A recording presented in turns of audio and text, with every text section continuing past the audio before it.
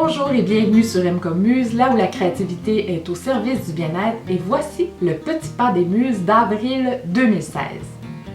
En février, je vous ai dit que pour les mois à venir, on allait aborder les attitudes de la pleine conscience en se concentrant sur une attitude en particulier à chaque mois, puis d'essayer de la mettre en pratique pour que ça puisse s'intégrer dans notre quotidien. Si vous venez de vous joindre à nous, vous avez accès à tous les petits pas des muses en archive sur YouTube. Donc, vous pouvez aller les revoir pour pouvoir continuer le chemin avec nous puis de voir de quoi on parle. Ce qu'on a vu à date, c'est l'esprit du débutant. C'est important de mettre une nouvelle paire de lunettes pour regarder ce qui est devant nous avec un œil frais. Ensuite, on a vu le non-jugement, être capable de se placer devant ce qui est là sans porter d'étiquette, que ce soit beau ou pas beau. Et là, ce mois-ci, on aborde le non-effort. Puis le non-effort, c'est loin d'être ce qu'on pourrait dire « Ah, je fais rien, je lâche tout, je fournis aucun effort ». Non, le non-effort ici, c'est vraiment être capable de rester en ouverture puis en flexibilité sans chercher à être ailleurs que là où on est en ce moment, sans chercher à faire quelque chose de différent de ce qu'on fait en ce moment pour enlever de la pression. Puis à partir de ce moment-là, on est capable de se glisser dans l'action, de continuer notre chemin et de façon tout à fait naturelle, le reste se développe, le changement s'opère, les nouvelles options sont possibles, mais à partir d'une attitude qui est vraiment en ouverture puis en flexibilité. Et là, cherchez un exercice à vous proposer pour que vous puissiez le mettre en application puis le vivre, parce que c'est ça qui est le plus important. Puis je me disais, ah, qu'est-ce qu'on fait? Est-ce qu'on fait le ménage de notre atelier parce que justement c'est le printemps, puis après quand tout est rangé, c'est plus facile? Puis j'ai souri, je me suis dit, ben c'est exactement le contraire. Le non-effort, c'est être capable de créer au milieu du chaos. C'est être capable de rentrer dans un atelier en fouillis, puis de ne pas mettre notre moment de création conditionnel à quand tout va être parfait, quand l'atelier va être idéal, ou même quand je vais avoir un atelier, je serai enfin capable de créer à chaque jour. Ou même quand on a un agenda tellement rempli qu'on se dit, quand je serai en vacances ou quand je serai à la retraite, je vais pouvoir prendre du temps pour moi. Donc moi, je veux vous amener à intégrer cette pratique-là, de créer dans votre quotidien ou de poursuivre votre art, là où vous êtes en ce moment, sans chercher à ce que la situation soit différente, mais d'être capable d'intégrer de ce que vous êtes, ce que vous avez envie de faire aussi dans le ici et maintenant avec tout ce qui est là.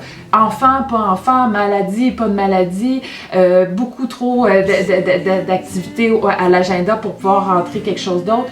On va faire avec ce qui est là. Puis ça, c'est pas compliqué. Il s'agit juste d'ouvrir grand les yeux. Fait que là, on va rentrer en mode détective, puis observer c'est quoi les petites parenthèses de temps où j'aurais peut-être un petit 2 minutes que j'aurais pu utiliser pour moi, parce que c'est tout ce dont j'ai en ce moment. Et puis c'est là que la philosophie Kaizen va venir nous supporter. La philosophie Kaizen, c'est les petits pas. Donc on va découper notre objectif en tout petits pas. Et si on reste dans l'action à petits pas, on se rend compte qu'on est beaucoup plus productif dans le temps, on est capable d'avancer et on n'est plus avancer à grands coups, on arrête et tout. On garde notre énergie, notre momentum sans déployer une grande dose d'effort. On y va à petites bouchées. Donc là, ce que je vais vous donner comme mission ce mois-ci, c'est de vous prendre un carnet qui va vous suivre partout. Puis, juste le fait qu'ils vous suivent partout, ça va être déjà un allumeur de conscience. Faire des prises de conscience, d'y toucher, il est peut-être dans votre sac à main, puis vous y touchez, puis vous dites « Ah, il est là.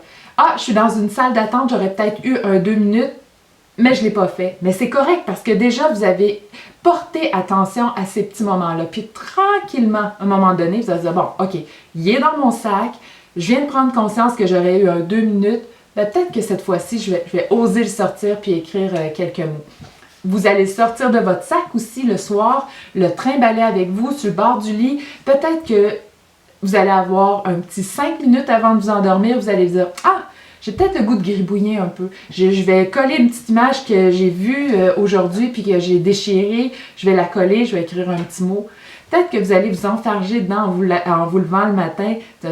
Ah, peut-être qu'en prenant mon café ce matin, je vais prendre un petit moment pour moi. Ça prend 2 minutes, 1 minute même. Aucun problème.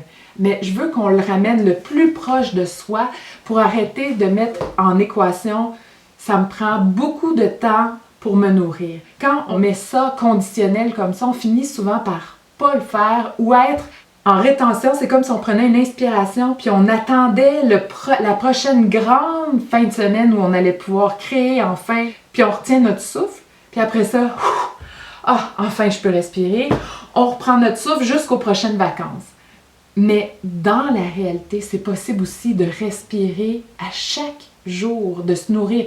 Puis quand vous allez avoir des longues périodes disponibles pour vous, vous allez déjà avoir l'énergie du mouvement qui est présent dans votre vie. Ça ne sera plus de passer de l'état 0, je crée 0, à « oh, j'ai du temps, vite, il faut que je crée » parce que souvent, ce qui arrive dans ces moments-là, c'est quoi? On fige, on a trop de possibilités devant nous, trop de choses qu'on voudrait faire, ça fait trop longtemps qu'on n'a pas créé. Finalement, on ne crée pas. Donc, avec ça, avec le non-effort, on ne force rien. Je vous demande juste de prendre votre cahier comme ça puis de l'amener avec vous. Puis qu'à un moment donné, ça vous gratouille l'esprit assez pour que vous l'utilisiez ici et là quand vous avez 1 minute, 2 minutes de temps pour venir écrire, gribouiller. Puis si c'est juste ça que vous avez le temps de faire en ce moment, ça sera juste ça, mais ça va être déjà ça, c'est beaucoup. Puis à un moment donné, vous allez avoir plus de temps. Vous allez pouvoir vous y glisser avec une plus grande fluidité. Alors, je vous souhaite une belle pratique et je vous ai préparé une entrevue que je vais vous envoyer à la mi-mois pour venir supporter ce qu'on a abordé aujourd'hui, mais avec l'œil différent, avec une invitée que j'ai hâte de vous présenter. Alors, je vous souhaite un beau mois d'avril.